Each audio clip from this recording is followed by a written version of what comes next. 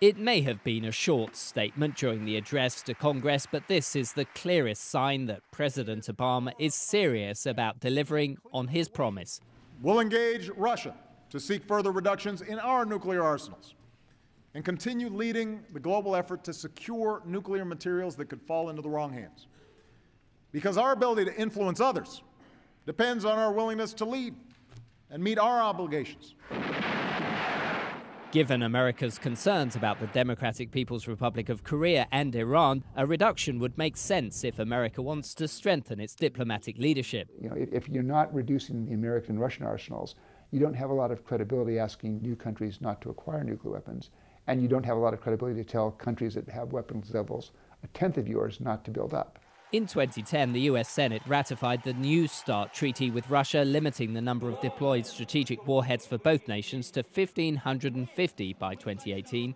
But that didn't address America's glut of reserve strategic weapons or Russia's tactical warheads designed for battlefield use. Joel Rubin of the Ploughshares Fund says further reductions could occur without a new treaty. The framework is there. In the New START agreement, it's already been created where he can negotiate unilaterally with Russia, and he can make decisions. Some Republicans on Capitol Hill are already arguing that the president would need a Senate-ratified treaty again, though there is precedent for American leaders to reduce without the two-thirds majority approval necessary for a formal treaty.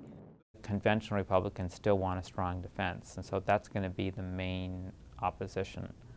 But if our budget deficit continues to be a mess, we have to make cuts in defense, I could see nuclear being part of that package. A new Gallup opinion poll shows that by a margin of 56% to 38%, the majority of Americans would support another reduction. Top US defense officials also reportedly have no objections militarily to reducing the number of deployed strategic warheads to 1,000.